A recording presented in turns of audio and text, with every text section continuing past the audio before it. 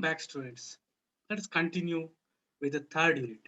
In the first unit, we have discussed completely the concept of unity in diversity.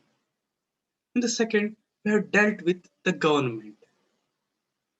In the last session, we have dealt with the one of the most important topic, that is participation. Next, we dealt about equality, injustice. Now, we'll be starting with third unit, that is local government and administration. A very important thing, and this is one of the thing which you have to concentrate, because in most of the books they have not given the basic thing with respect to the local government.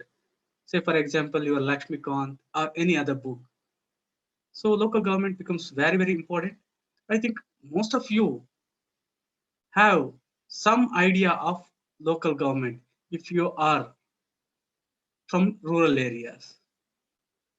So let me share one idea. Like I asked one of my students long back, like in 2009. I was teaching something related to crops, all these things. Then I asked one girl, her name was Tasmia. Like I was asking her, that girl also I asked, do you know about the crops like paddy, ragi, wheat? That girl said, yes, sir, I know. Somehow, okay. I thought like I am from agriculture university, MSc, BSc, all from agriculture. My like born and brought up in all in agriculture family itself. I thought, okay, they may be knowing. Afterwards, something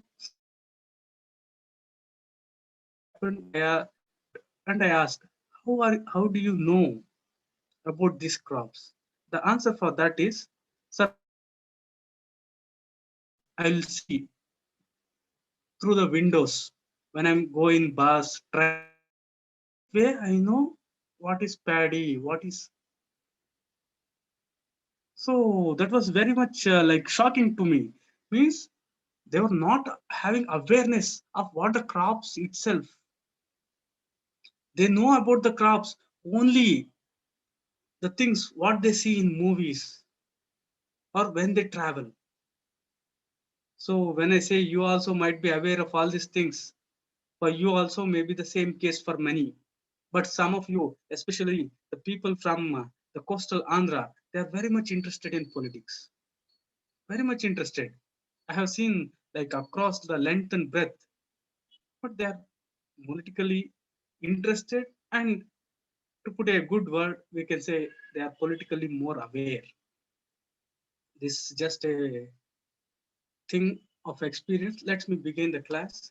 Here in this class, we'll be discussing what happens after people elect their representative. People will vote and they will elect. After that, what happens? How are decisions made? Let us look at how this takes place in rural areas. Here we look at Grama Sabha, very important, my dear students. This has already been asked this question. We have discussed what is representative democracy. At present, around the world, we have got representative democracy where people won't directly participate in decision making. But if there is one place where there is direct democracy, listen to me, where there is direct democracy, that is your Grama Sabha. So this has been asked. Grama Sabha is a place where you find direct democracy. In no other tier, in no other area, you find direct democracy in India. In Grama Sabha, we find direct democracy because people are directly involved in decision making. In representative democracy, people are not directly involved in decision making. Their representatives are involved in decision making. This background, Gram Sabha, the concept of Gram Sabha, Gram Panchayat becomes very important. These things are very beautifully explained to you in this chapter. Please concentrate. What is Gram Sabha? Gram Sabha is a meeting. So, very simple. What is Gram Sabha? Gram Sabha is a meeting. See here. See, this is Gram Sabha. Here, your representative and a secretary will be there. Here, all the people of that area, that panchayat, that ward will be present here. We'll go step by step. This is Gram Sabha. What is Gram Sabha? To begin with, Gram Sabha is a meeting. Gram Sabha is the only place you find direct elections in India. Gram Sabha is a meeting where people directly participate and ask questions from their elected, seek answers from their elected representatives. So this is a very simple yet concrete and authentic way of defining the Gram Sabha. Not only that, Gram Sabha will be doing many other works. You can add all these things. The key here is, what is Gram Sabha? Gram Sabha is a meeting where people directly participate. This should be the crux, the gist, where people seek answers from their elected representative. That should be the continuation. Gram Sabha is a meeting of all adults who live in the area covered by the panchayats. So first point, what is the first point? Gram Sabha is a meeting. Second thing is where people directly participate. That has to be there. Moving forward, little elaboration of the things. It is a meeting of all adults who live in the area covered by the panchayat. This could be only one village or few villages. So, what is the take home? You can have Gram Sabha for only one village or some 2-3 hamlets or some 2-3 nearby villages. For them also, you can have Gram Sabha. So, Gram Sabha, there is direct participation. It is a meeting. It is a meeting for all the adults of one village or more than one village. I said that Gram Sabha is a meeting. So, who are the members of the Gram Sabha? Who are the people present in Gram Sabha? Anyone who is 18 years old or more and who has the right to vote is a member of Gram Sabha. Dear students, please internalize this one. Everybody writes the first part. Anyone who is 18 years old or more is a member of Gram Sabha. But the continuation is also important. Who has the right to vote? If he is not having the right to vote, he is not the member of Gram Sabha. Say, for example, in your area, there is something, say, for example, some individual, ex individual, is not having the right to vote. He is not the member of Gram Sabha. It is immaterial whether they are attending the meeting or not. But if they are eligible voters and if they are 18 year or more, they are the members of Gram Sabha. And in that also, one specific thing, they have to be registered voters of that panchayat, registered voters of that village. Say, for example, I am in Bangalore, I am voter here or some nearby village. How can I be a member of Gram Sabha of some village in Chittoor district? So they have to be registered voters in that panchayat. So let me sum up the thing. Gram Sabha is a meeting of all adults. The direct participation takes place. Anyone who is 18 years old or more and also who has got the right to vote is a member of Gram Sabha. Along with that, can add one more thing. They have to be registered voters in that area, right?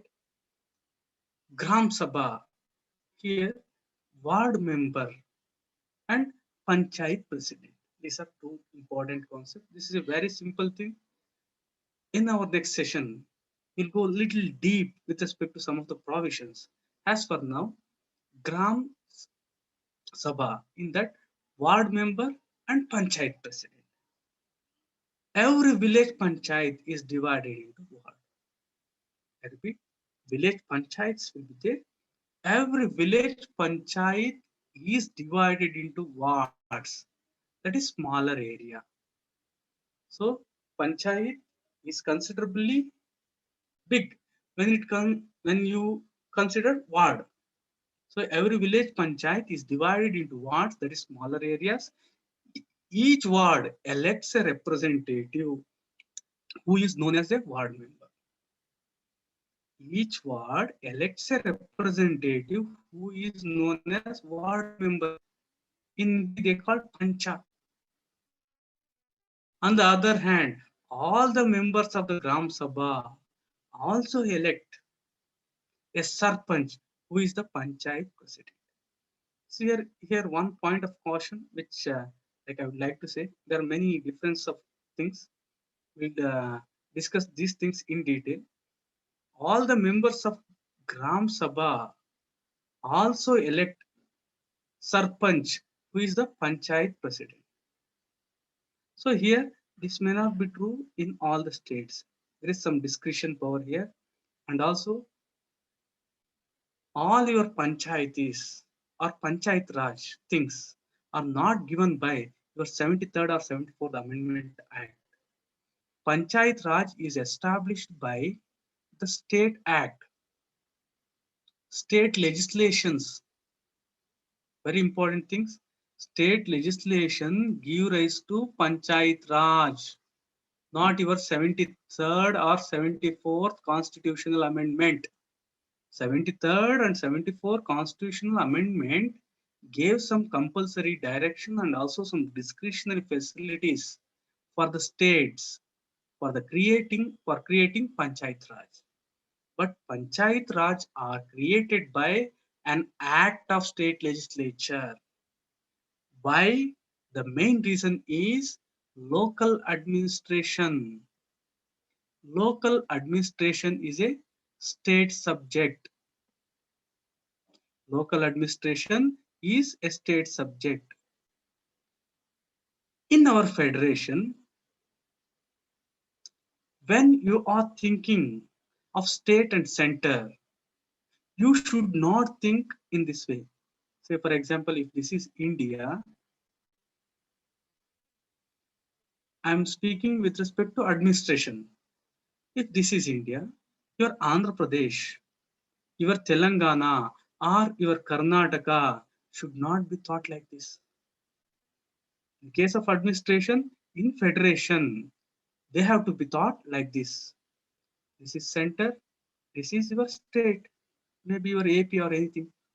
Because here, both are having the right to legislation in their own sphere. Your Mamata Banerjee, your Jayalalitha, or anyone, they have their own powers. In this, normally, under normal circumstances, center cannot come.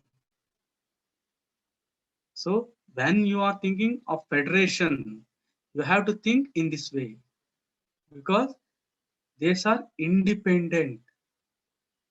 Here is the constitution. Constitution directly has given power to center. Constitution directly has given power to the states. I repeat, Constitution directly has given the power to center and the state. That is the reason why it is called as federation. Not, not center delegating the power to the state. Means states are the only things which are recognized by the Constitution. Your union territory are just the extension of the center. They are the territories of the center. In Constitution, in fact, The territories don't have independent existence.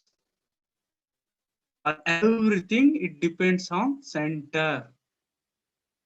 But on the other hand, Constitution has given direct powers to the states, where under normal circumstances, center cannot interfere. That is the reason, like till recently and many other countries, times, your Narendra Modi or your central government couldn't do anything much, even though they were at antagonistic or an opposite end with respect to your West Bengal or your Tamil Nadu for that matter. Why? Because Constitution has given them the powers. Center cannot do in their own sphere. Say, for example, police. Police is under the state subject.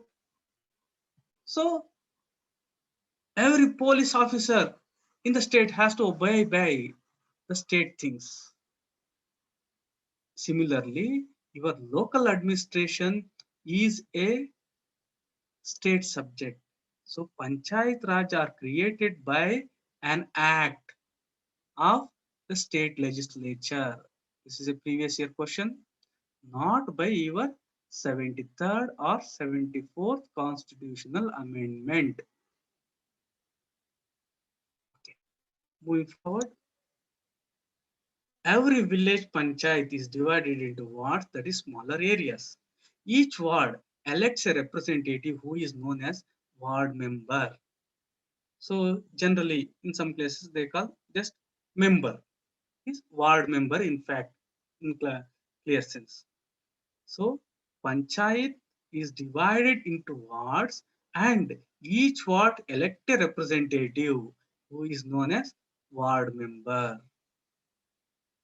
All the members of the Gram Sabha also elect Sarpanch, who is the Panchayat president. Here some little variation in many of the states. All the members in fact come together and they elect the president. In some states, all the members of the Gram Sabha also elect the president. So when I take up in the next period, I'll elaborate these things. What are the differences? All these things. The ward panch and the sarpanch form Gram Panchayat.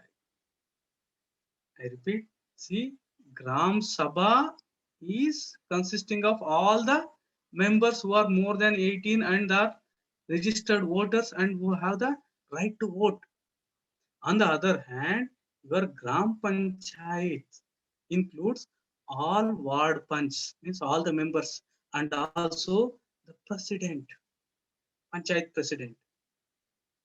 Gram Panchayat is elected for 5 years. So is this clear? So composition of Gram Sabha and composition of your Grama Panchayat. Gram Panchayat will be having ward punch, or you can say ward members. See, ward punch may not be that appropriate for you because this may appear like alien to you. You can use ward members. So it consists of ward member and also panchayat president. Moving forward, Gram Panchayat has a secretary who is also the secretary to the Gram Sabha. A very, very important thing. So Gram Panchayat has a secretary. He is a person who is not elected. Panchayat secretary, you might have heard. Recently, like thousands of posts were announced, especially in Andhra Pradesh. I don't know why. In, in Telangana, they are not coming up with the notifications. Very unfortunate, in fact, for the student fraternity. Gram Panchayat has a secretary. So it has a secretary who is also a secretary to the Gram Sabha. So this may be asked, my dear students. The secretary is common for both Gram Panchayat and also your Gram Sabha. Secretary is not an elected person but is appointed by the government. Second important. Only your members and president is elected. Your secretary is not an elected individual. is appointed by the government by any means. So he is a appointed person. Secretary is common for both Gram Sabha and also the Panchayat. So I think the things are clear to you. I am very explaining the things in a very simple way. Gram Sabha, Gram Panchayat. Now you have got secretary introduced who is not elected. Secretary is responsible for calling the meetings of the Gram Sabha, Gram Panchayat and keeping a record of the proceedings. So what are the works, what are the responsibilities of this secretary? Panchayat secretary is calling the meeting, calling the Gram Sabha meetings, calling the meetings of Gram Sabha and Gram Panchayat and keeping a record of the proceedings. What all the things which happen in this meeting, every proceeding is kept with the secretary. He will be noting all the things. Secretary, two important things. Majorly, he is not an elected person. Next is common for both Gram Panchayat and also Gram Sabha. His important responsibility is calling the meeting of Gram Sabha and Gram Panchayat and keeping a record of the proceedings. This is with respect to secretary. See, now we discussed about the members, the president, the secretary, Gram Sabha, Gram Panchayat. Moving forward, Gram Sabha is a key factor in making the Gram Panchayat play its role and be responsible. It is a place where all the plans for the work of the Gram Panchayat are placed before the people. A very, very important thing, dear students. Gram Sabha is a key factor in making the Gram Panchayat play its role and its responsibilities. A place where all the plans of work of Gram Panchayats are placed before the people. In fact, as I told you, Gram Sabha is a place where there is direct democracy, where people directly take the decision. All the plans get approved. People's approval is got in Gram Sabha.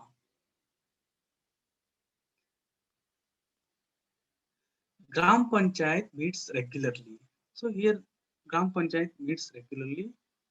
Who will be notifying the things in the meeting? Who will be notifying the meeting? Who will be taking care of all the proceedings? Your secretary. One of its main tasks is to implement developmental programs for all villages that come under it. Very important thing. What are the responsibilities of Gram Panchayat? One is implementation of developmental programs for all villages that come under it. Here, I would like to tell one important thing. Law of subsidiarity.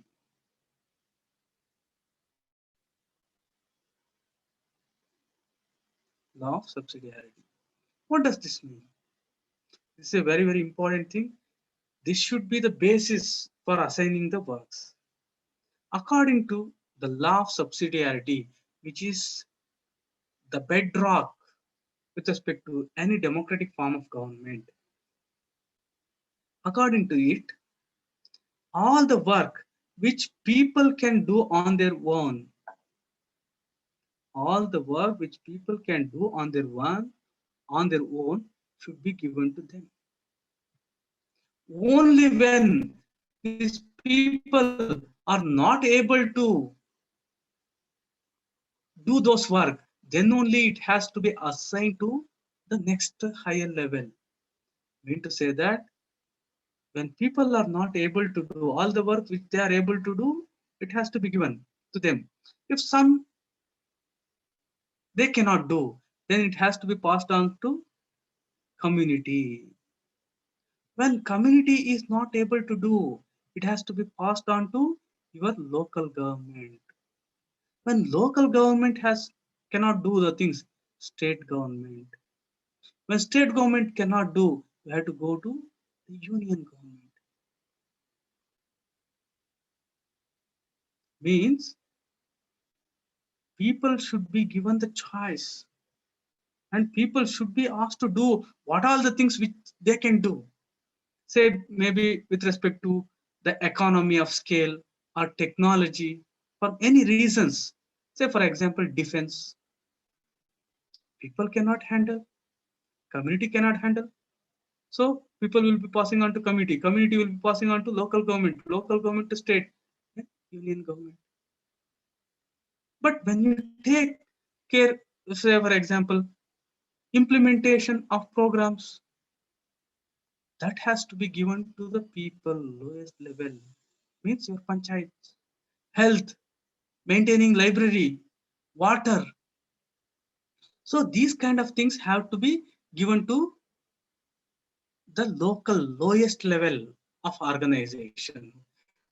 This is known as law of subsidiarity. This is the way in which the work has to be assigned among the different levels. So what is the main important thing, important task of Gram Panchayat? Gram Panchayat's important thing is implementation of the developmental work. Implementation of developmental work. The work of Gram Panchayat has to be approved by Grama Sabha. Very important. So previously we saw that plans are kept in front of the people who are present in Gram Sabha. The work of Grama Panchayat has to be approved in the meeting of the people. That is your Grama Sabha. Very important thing. Work of Gram Panchayat has to be approved by Grama Sabha, not your Tahsildar, district magistrate, or anyone. In some states, Gram Sabhas form committees like construction, developmental committees. These committees include some members of Gram Sabha and some from Gram Panchayat who work together to carry out specific tasks. So here this is only with respect to some states, not in all states. Major work of Gram Panchayat is implementation of developmental work. And the work of Gram Panchayat has to be approved by Grama Sabha. See, this may appear very easy for you, but when the question is asked, like who approves the work of Gram Panchayat or the plans of Gram Panchayat, answers will be like your president, your collector, district developmental officer. Then, like many people have made this mistake. It is always Gram Sabha. The work of Gram Panchayat includes construction and maintenance of water resources, drainage, school building, and other important property resources. When it comes to Gram Panchayat, here you are given 29 works in fact. When it comes to municipalities, it is 18. 18 subjects are given to your Panchayati Raj. For Panchayat Raj institutions, 29 subjects are given, and for your municipalities 18 subjects are given. These both questions have been asked in UPSC prelims. So since it is a 6th standard book, they have just mentioned what are there in this 29, if not all, some of them. So water resources, this is one function. Road transportation, this is one function. Drainage, hygienic sanitation, school building, other common property resources. Common property resources means those which are commonly used by the people of the village. Say for example, there is some convention hall. So these kind of things will be maintained, constructed by Gram Panchayat. Water, road, drainage, school building, and other common property resources. And very important, levying and collection of the local tax. See, very important thing. Don't think that taxes will be levied by state or central.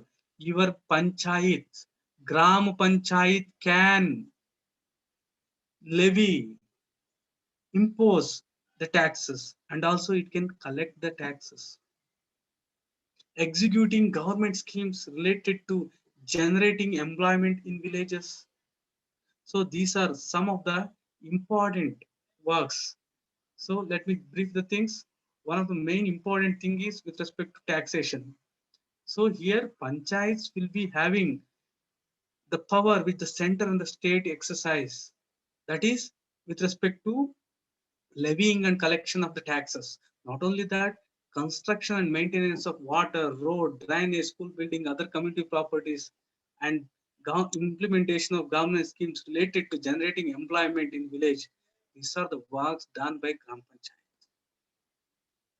Sources of funds for the Panchayat. One is the taxes which they impose, taxes on houses, marketplaces, government scheme funds received through various departments of the government, through Janapad and Jilla Panchayat, donations from community works. What are the important sources? One is the tax. These are levied and also collected. They determine what should be the amount. Collection of taxes of houses, marketplaces, etc. Government scheme funds received through various departments of the government, through, very important, through Janapad means your taluk or mandal. In some parts of Andhra, they use mandal. In Karnataka, they use taluk. So taluk panchayat or jilla panchayat mean to say that your panchayat is not directly receiving the funds. Government scheme funds are received through various departments of the government through the mandal panchayat and the jilla panchayat. Donations for community work. These are the sources of funds. Moving forward, three levels of panchayats. One is Gram Panchayat, another is with respect to the middle, Taluk Panchayat or Mandal Panchayat, or they call this Panchayat Samiti. Next is Jilla Panchayat. Panchayat Raj system is a process through which people participate in their own government. Very important definition. Please internalize this. If someone asks you, Panchayat Raj system, what do you understand by Panchayat Raj system?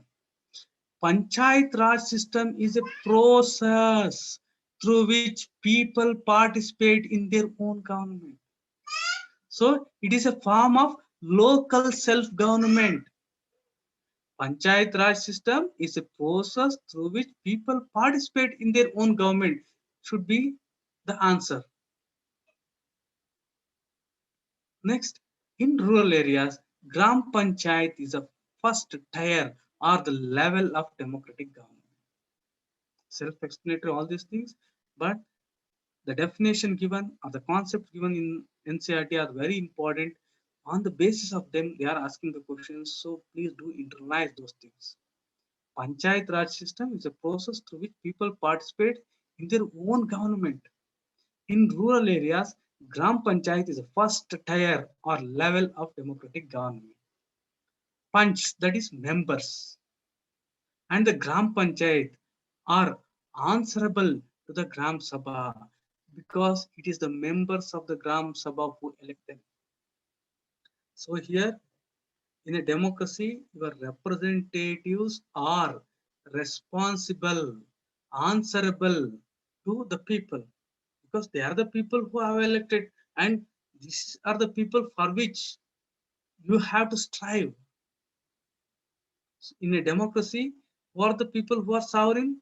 Only people are sovereign. In sovereign means there is not absolute power or there is no power above them. Sovereign. Your PM, CM, your ministers are not sovereign. Your Panch, Gram Panchayat members and Gram Panchayat are answerable to the Gram Sabha because it is the members of the Gram Sabha who elected them. Moving forward, Panchayati Samiti means this is the middle layer. Panchayati Samiti. Here,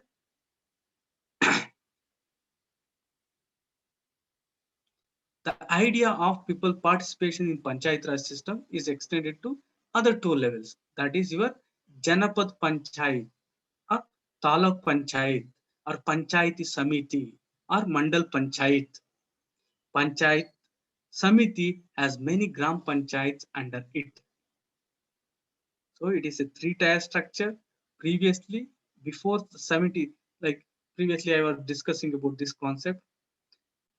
73rd and 74th constitutional amendments simply gave some guidelines or some things which the states have to follow. Say, for example, one among them is three-tier panchayats. Previously, there were four-tier panchayats in some states. In some states, we had only two-tier panchayats. Elections were not regularly held, and many things were not fair there. So, 73rd and 74th constitutional amendment gave some rules, some guidelines, some framework for setting up of Panchayat Raj and municipalities. And your Panchayat Raj are the results of individual state act. So the Panchayat Raj, what you have in AP is the result of AP Panchayat Raj Act. The Panchayat Raj, what you have in Uttar Pradesh will be a result of Uttar Pradesh Panchayat Raj Act. So it is in the middle.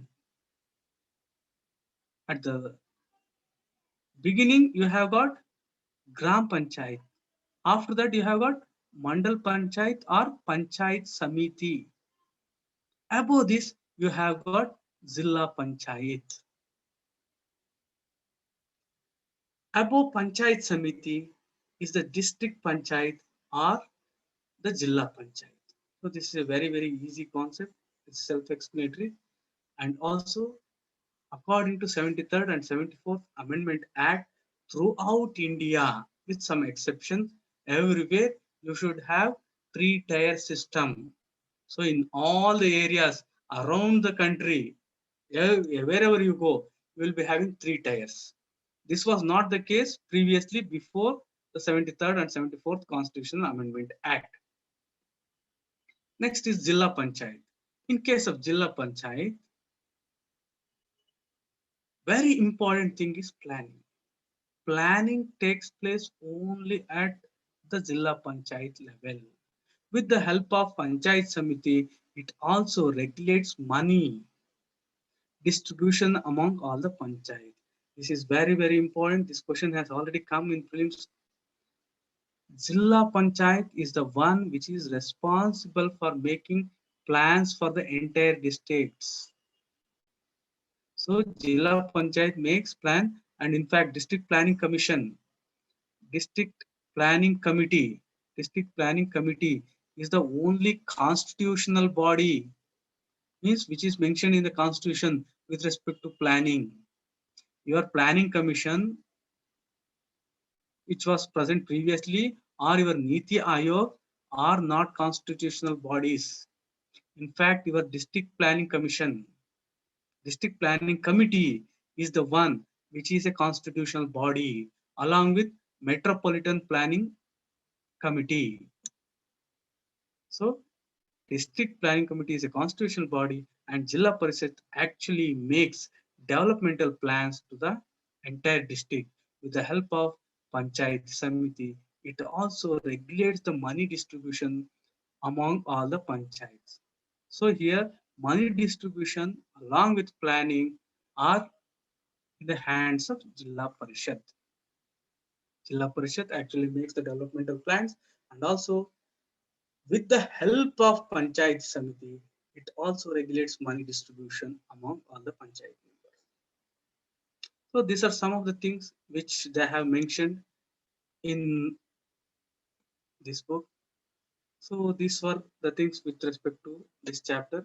Here, tomorrow we'll discuss in detail with respect to the working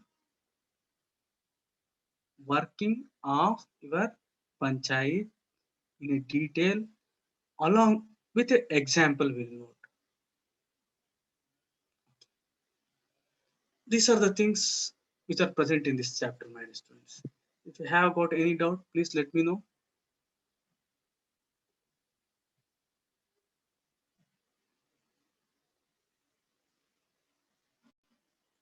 Okay. Very simple, self-explanatory chapter. Okay. It appears that the things are very clear to you. Once again, my dear students, two important things which I would reiterate. You have to do this if you want to get a very, very good marks and if you want to master things. Reading newspaper, all these things, okay, if you are doing fine, good enough. This can be done afterwards. What I suggest you is, please read the syllabus 5 minutes every day. Every day, the syllabus. Second thing is previous year questions. Every day, 5 to 10 minutes mains. If you master these two things, you'll say, Sir, I know what UPSC want. I know what to read, what not to read.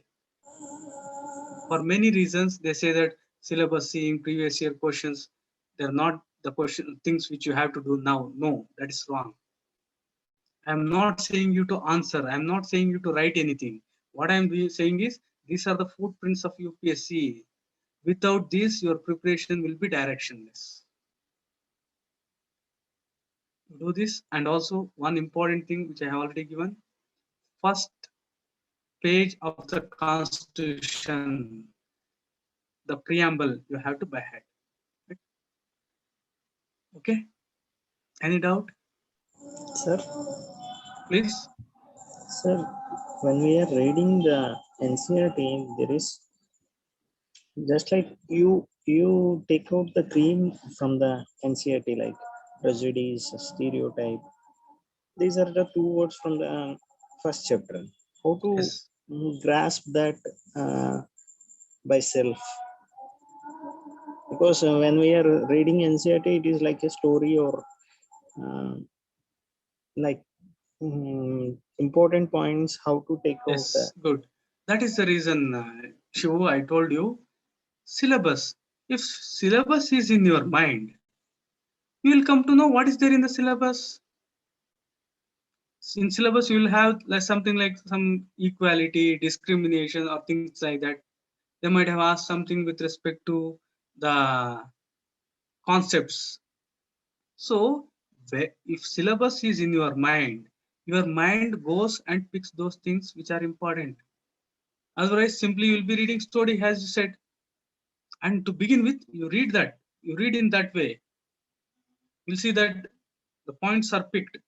You will realize, and also they have distinctly made the headings and subheadings also. Wherever the heading comes, you take the gist. The main thing from where I am taking is your syllabus. So like I'm working on like how see I have told you please read the syllabus daily and please internalize the thing by heart the syllabus. Many of you are not doing for many reasons. So I'm finding some way so that you can remember the whole syllabus by hearted. For that, the answer is syllabus. Take any NCRT. If it is present in the syllabus, read it.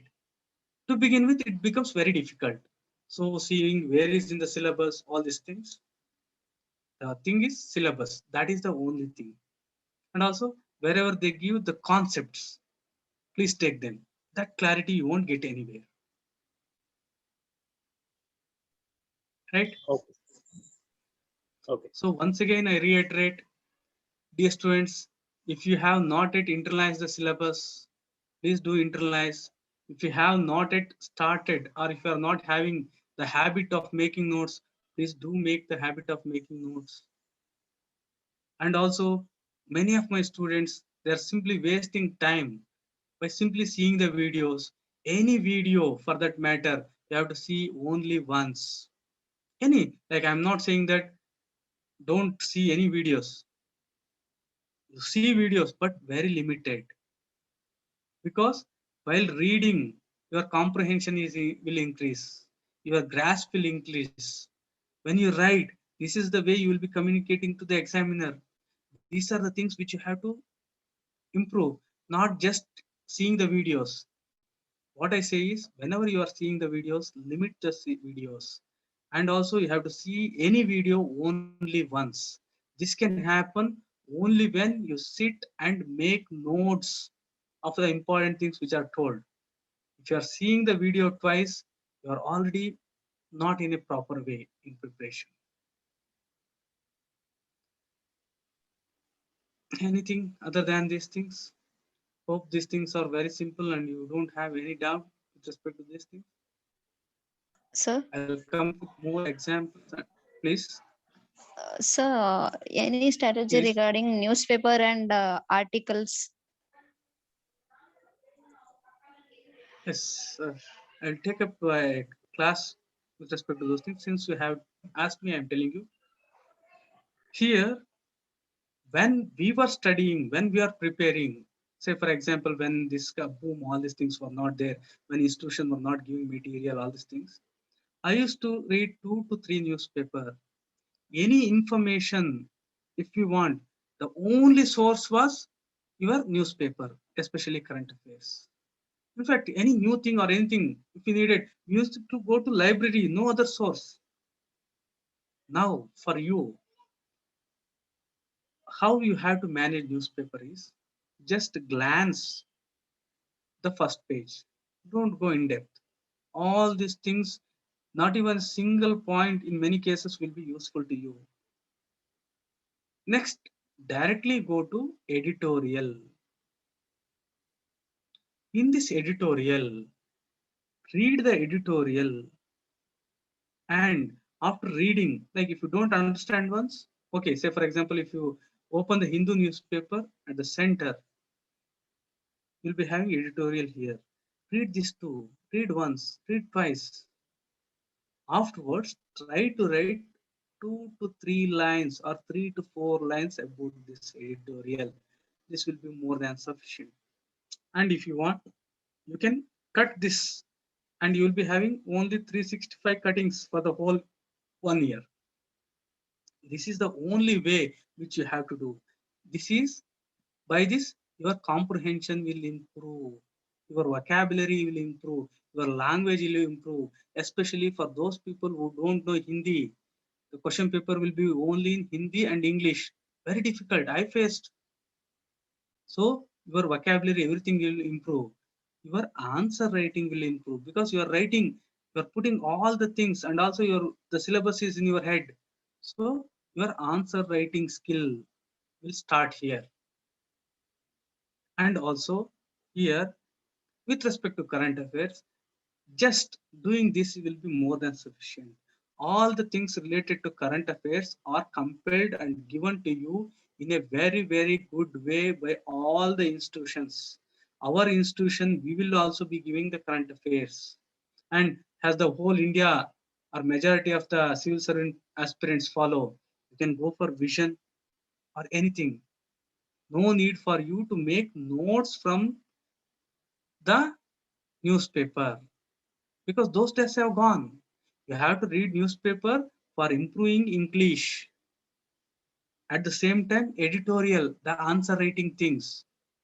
Because it may appear very weird for you. Like sir is not taking, don't make new notes from newspaper. You try it because you find that you won't be having time to revise them. You feel that the notes made by Vision are better than those things. The notes given by Kalam IAS will be better than you. Because we are putting like 5 to 10 people will be sitting and we are coming out with the material. So in current affairs, you have to go topic wise. Important topics. Say for example, international organizations. Read international organization. How to read? If you want, you directly go to their website. Otherwise, what happens in newspaper is Indo-China standoff. For the last 6 months, it will be the same news. Now, Corona second wave, the same news. dispute or some earthquake or some flood for the last 2 to 3 months, you will be reading the same thing, but you won't be having the holistic understanding. Current affairs in a whole, I can say that there will be some 70 to 100 current affairs topics, nothing more than that. You prepare them individually by Googling the things. That will be the best way. If you are not reading the editorial, if you are not just writing 2 to 3 lines, your answer writing has not yet started. See, when you are writing this, your mind is interconnecting the things. This is the way, the same things what happen in the examination you are replicating. So this is the thing, and this is the scientific way in which you have to master the things. Any more? Sir, making the notes of contemporary issues, like if there is any issue between China and India, like it will be related to polity as well as international relations. We like if today there is a topic on China and India issue, do we need to make all the backdated data which is relevant? Good point in context. See, since you are telling like topic wise, very good. So for that, already you decide. Say for example, you keep a book. In that index 1, 2, 3, maybe. Say for example, third one. You already had Indo-China relation. Indo-China relation. This topic comes in your GS2. In that, in GS2 there are 20 topics. In 20 topics, last 4 topics are related to international relations, India and its neighbors.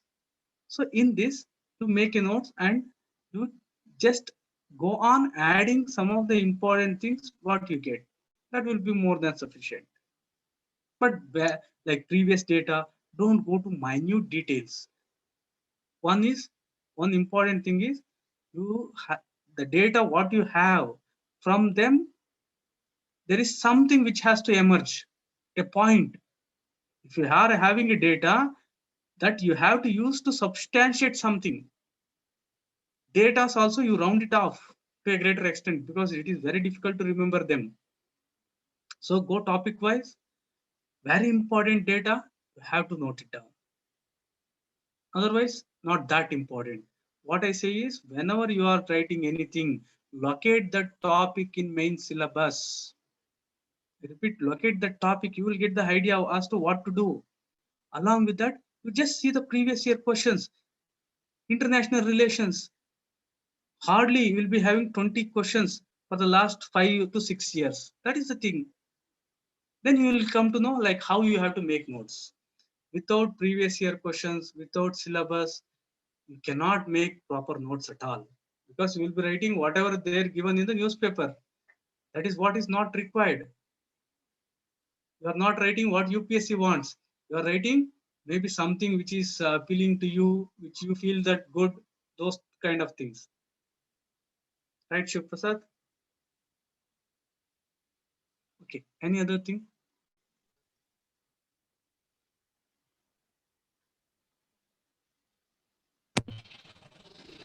Okay, students, if you don't have, let me wind up the session. If you have any doubt after the class, you can ask me on any sessions. Having said that, let me wind up the class here. Stay safe. Happy reading.